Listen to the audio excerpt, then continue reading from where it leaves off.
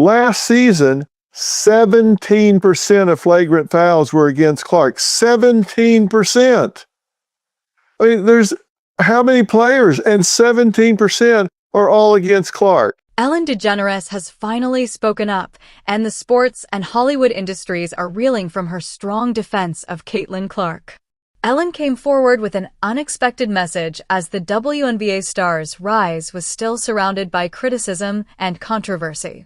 She is well known for her friendliness and sense of humor, but this time she dropped the jokes and gave an honest, heartfelt speech that astounded the audience. What specifically did Ellen say, though, that has everyone talking? And why has her audacious backing fundamentally changed the discourse surrounding Caitlin Clark's explosive ascent? Ellen DeGeneres advocates on behalf of there is silence in the room as Caitlin Clark speaks. This isn't just another opinion from a celebrity. One of the most well-known voices in American media, Ellen DeGeneres, is entering a storm. People pay attention to Ellen when she speaks. She did not, however, choose to discuss Caitlin Clark in order to capitalize on a viral moment or to repeat the praise that was now circulating. It was unquestionably stronger, sharper, and deeper. Ellen didn't hold back when she spoke on a podcast in Los Angeles on July 15th.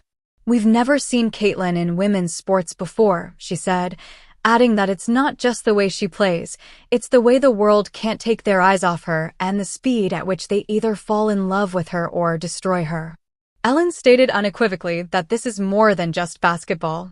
Furthermore, she wasn't just nodding in support of Caitlin. It was incisive, considerate, and intimate.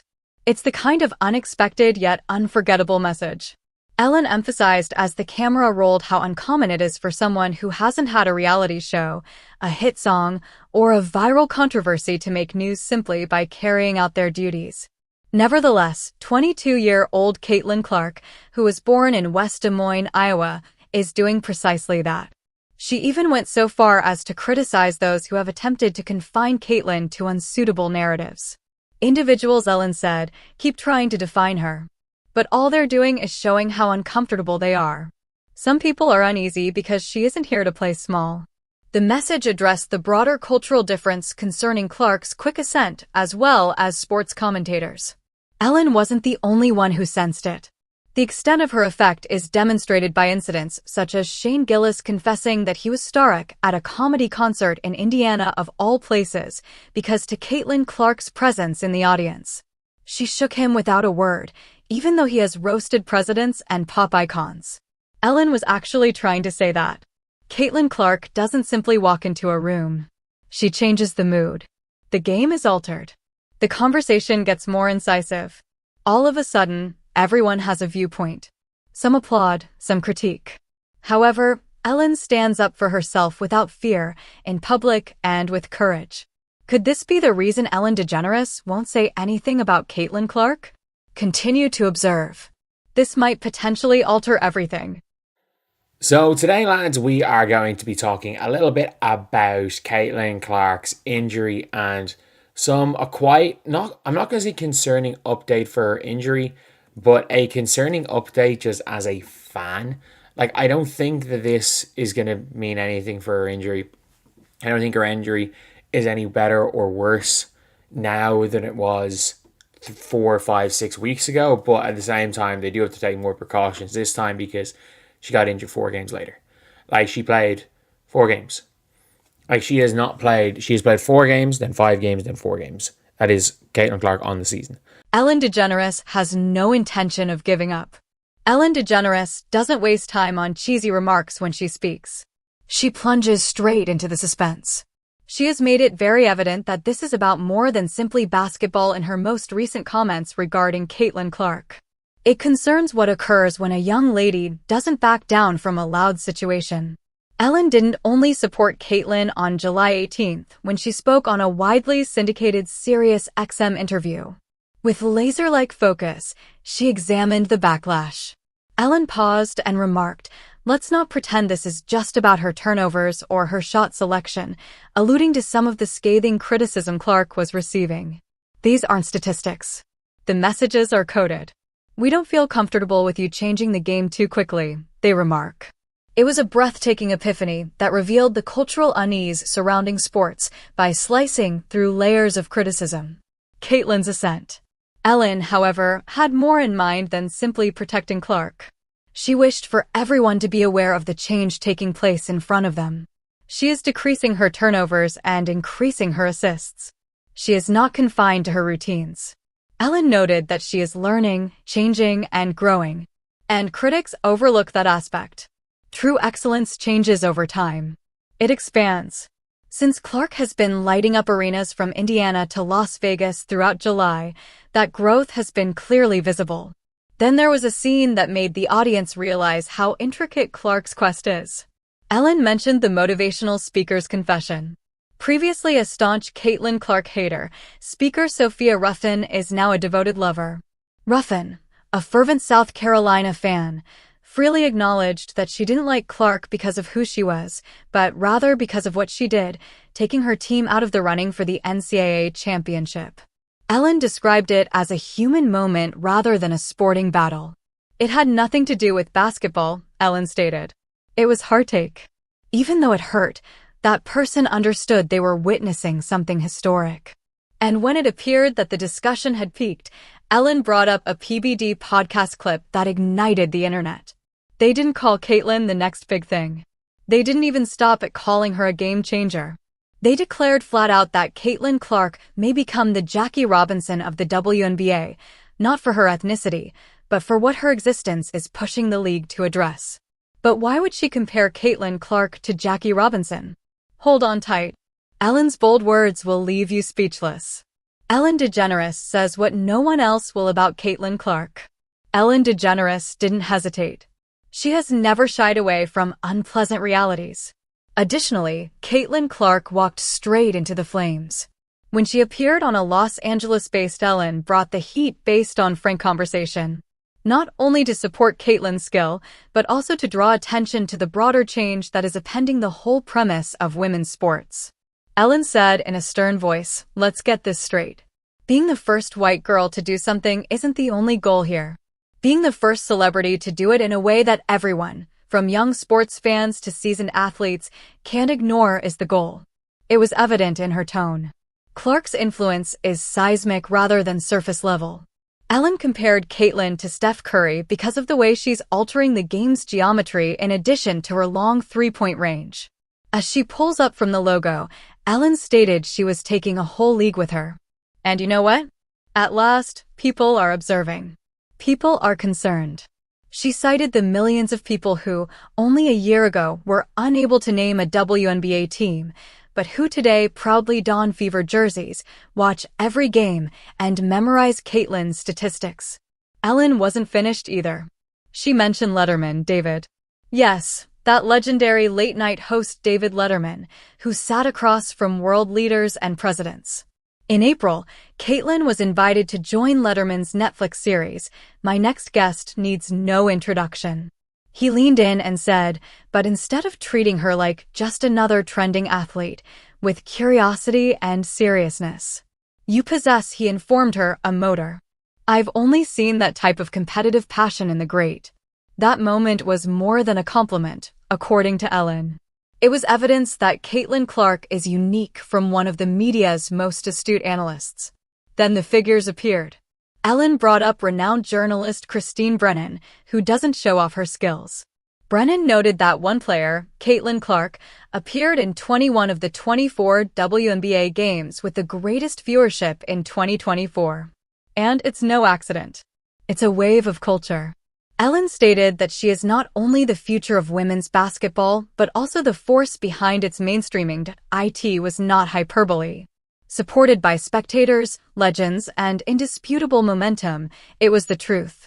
At which point the laughter ceased, and Ellen revealed the truth. Is she correct? Watch this space to find out. Ellen DeGeneres reveals something shocking. Not that Ellen DeGeneres was evasive. She didn't play it safe, hesitate, or sugarcoat it. When Ellen addressed the escalating controversy surrounding Caitlin Clark during her most recent media engagement on July 21st in Los Angeles, she gets right to the point. Strategy and statistics aren't important here, she remarked. This has to do with being present. The trend isn't being followed by Caitlin Clark. The wave is her. What she said weren't intended to cause controversy. Their purpose was to rectify the record. Ellen highlighted what many people in the sports industry continue to overlook. Even though Caitlin Clark is only 23, she has the authority of a billion-dollar league because she has been doing it for decades. That isn't typical. That is extraordinary. And in that second 5-game stretch, she was very clearly injured. After 2 games, she was, I'm not even going to count the Valkyries game where she didn't look injured. She looked very injured against the Storm. But you can see here, it said here starting 6 hours worth of fever to feed the Aces. Team received much needed clarity. Starting guard Caitlin Clark will be out indefinitely. They didn't say it that way officially. There's no timetable available for her return. The team sent a statement. Clark will continue to rehab. In short term, it's disappointing for fans who want to see Fever at full strength led by Clark. However, it provides a sense of relief and focus for the team. Look, it's relief for one person. It's relief for one person, and it's Stephanie White. Let's be completely honest. It is not a relief for Aaliyah Boston knowing for a fact Caitlin Clark is out. It's not some sort of, that's a relief. We don't even have to wonder whether or when Caitlin's coming back. We just know she's not coming back. There's no relief in that. There could be pressure maybe being lifted off and the anxiety maybe gone, but that's not relief. Ellen went on to say, she has the poise of someone twice her age. And she does it every night in front of millions of people. She is correct. Since 1984, journalist Christine Brennan has reported on every Olympic Games. Generational greats, legends, and icons. But even she was impressed by Clark's poise. In an interview conducted on July 18th, following She's 22 going on 40, Brennan said during the WNBA All-Star break, "She manages everything, including the messy stuff, with grace." A statement that caught Ellen's attention was that kind of grace. "You can't coach," she said. "Either you possess it or you do not. It's Caitlin's." Ellen didn't stop there, though. She criticized the awkwardness, the tension, and the stillness that grew after Caitlin was taken off the U.S. Olympic list for 2024. A choice that caused national indignation. Once more, Brennan was the one who made the truth very evident. Basketball wasn't the only factor in this choice. It was a moment. Additionally, USA Basketball decided to skip its most important draw.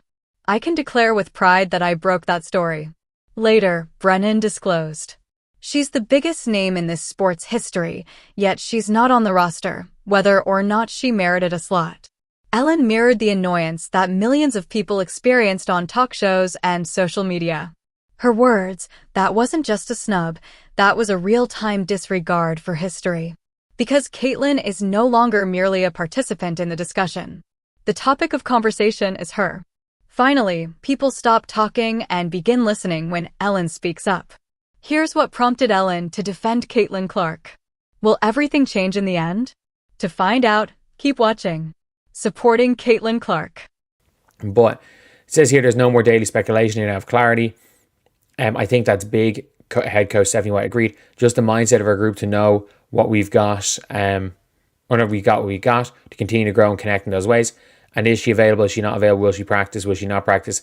And that's a sort of disruption that comes with that. So there's clarity. I think it's good for everybody. It's good for Caitlin too. She doesn't feel any kind of way. She can just approach and attack her rehab one day at a time.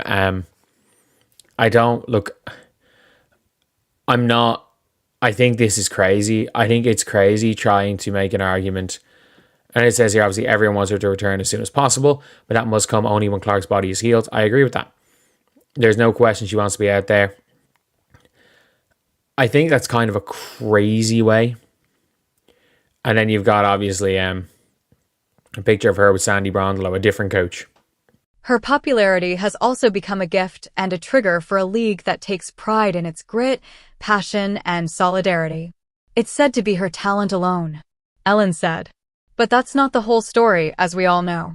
She brought up comedian Akko Singh's recent podcast, in which he audaciously asserted that Caitlin's immense popularity is partly due to the fact that she is a white athlete in a sport where Black people have traditionally held prominent positions. Singh claimed that her admiration in the Midwest stems not only from her talent, but also from the fact that she resembles their daughter or niece. Ellen acknowledged the discomfort it caused. Rather, she stated, let's cease pretending that this discussion would never take place. Although Caitlyn didn't invent it, her fame is making it more noticeable. Ellen was careful to draw a boundary. Caitlyn never requested anything extra. Therapy. She never engaged in identity politics. She didn't run a media attention campaign. She simply arrived, scored from the logo, and transformed the atmosphere of every venue she entered. Because they can't stop you on the court, people tend to transfer their problems onto you when you're that consistent, Ellen said. Instead, they attempt to dictate the story. Ellen then presented the information.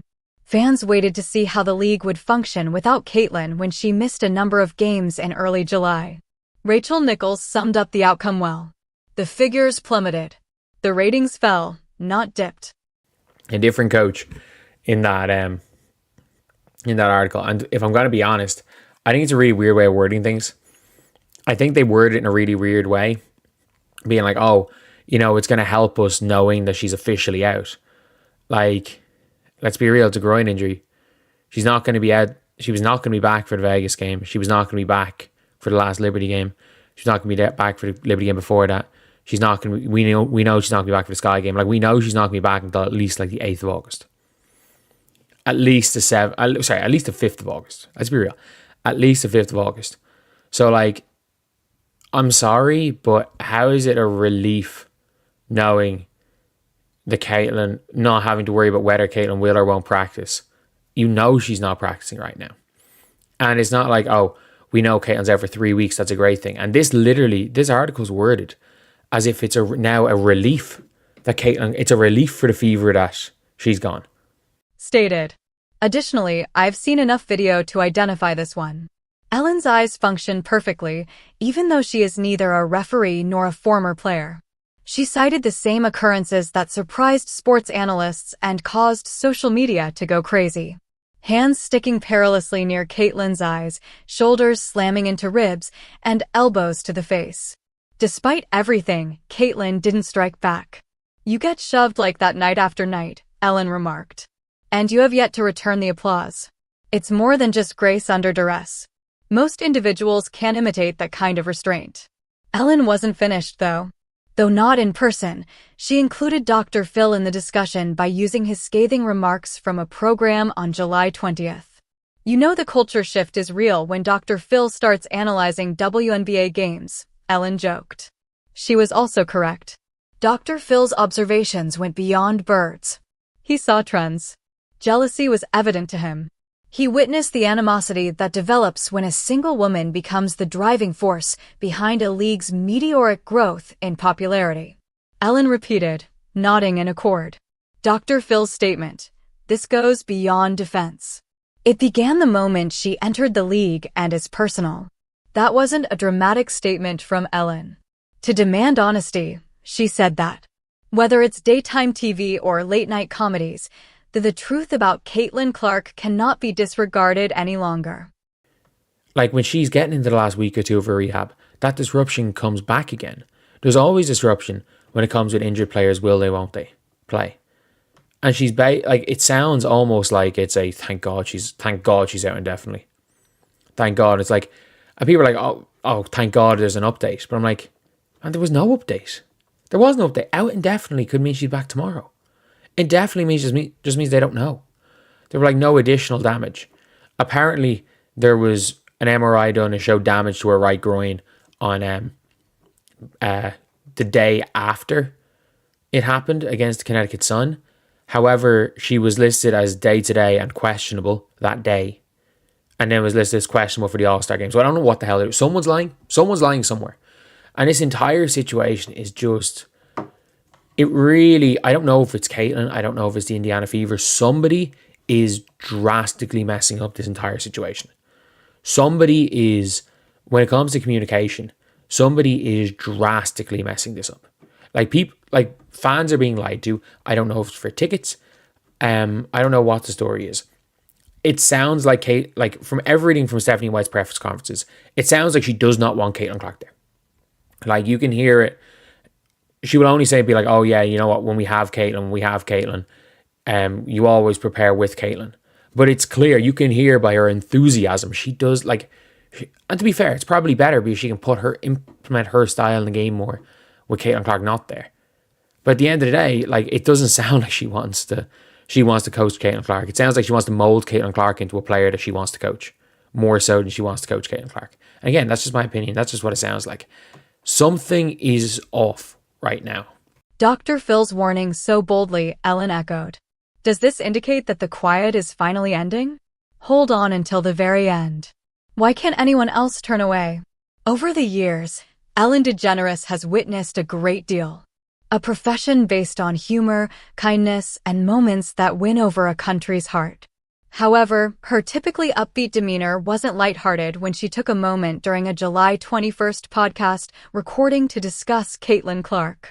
It served as a reality check and was sincere. It's not just that she's being protected, Ellen added. Despite the fact that she is being pursued, she manages to maintain her smile. Ellen didn't require statistics to support her claims. Instead, she gestured to the chorus of voices that were now gathered around Caitlin. Voices discussing women's basketball that you don't typically hear. The pattern was pointed out by Dr. Phil. NFL players were now joining in as well. Earlier in July, Caitlin met Travis Kelce at a Chiefs game in Kansas City. Kelce is accustomed to the cacophony of Super Bowl parades and Taylor Swift crowds. It was her grace, not her game, that caught his attention. During a joint Callan, he informed Ellen that she spoke to everyone as if she had known us for ages. No drama or ego, just unadulterated Midwest hospitality. Ellen, who has always valued sincerity, found resonance in that humility. Overhype. Ellen remarked, she treats people like people. Particularly when everyone is attempting to treat her like a brand, it is uncommon. And again, I don't know if it's a coaching thing. I don't know if it's a basketball thing. I don't know if it's a communication thing. I don't know. It could literally be as much. It could literally just be nothing. But we went from being told that Caitlin Clark was questionable for a game on the 16th, I think. What was it? Today's 26th, so 10 days ago. Yes, the 16th, when they played against the Liberty. But apparently there was a scan done on the 15th that said there was an injury, and she was questionable on the 16th, and then questionable for the All-Star game. And then another scan said no additional damage, when originally we were told she's questionable, there's no damage in the first place, from she's day-to-day and questionable. And then suddenly she's out indefinitely, and her coach is talking about how much of a relief it is that she's out indefinitely. Something's wrong. I can't be the only person saying this, that there is something wrong in this entire situation, and I don't know what's the cause of it. It could literally be Caitlin Clark not giving information to the Fever. The person that could be in the wrong in this is Caitlin Clark. Could be Caitlin Clark. But every bit of this does not, it's just not right. This weird injury situation. I've never heard a coach basically say they're relieved the player is injured before. That's odd. Maybe it's misworded, but a coach having relief, essentially, that a player is injured, sounds like she's almost sick of coaching that player. But at the end of the day, I don't speak for Stephanie White. But anyway, I'll see you guys. However, the support didn't end there. Only a few days later, NFL face and two-time Super Bowl MVP Patrick Mahomes contributed his voice. During a press conference in St. Joseph, Missouri, questions were raised regarding Caitlin. He made no attempt to sidestep the query. He shook his head, grinned, and stated bluntly, "She'd cook me in a one-on-one." Ellen laughed as she replayed the tape on her show, but then she became serious. It's more than simply admiration when the world's top quarterback genuinely acknowledges that he can't protect her. Past. Ellen wasn't merely showcasing Caitlin's talent. The ripple was being pointed out by her. Clark wasn't simply entering new arenas, he was also entering locker rooms and late-night performances. She was giving them a new meaning. Shane Gillis stopped. She was dubbed the greatest thing to happen to women's athletics by Christine Brennan. She had an unfake fire, according to even David Letterman. Ellen repeated each one. Basketball knowledge is not necessary to understand that something unique is taking place here. What, in your opinion, caused Ellen to stop making jokes and talk honestly about Caitlin Clark? Please share your thoughts in the comments section. Remember to subscribe, like, share, and check back for more.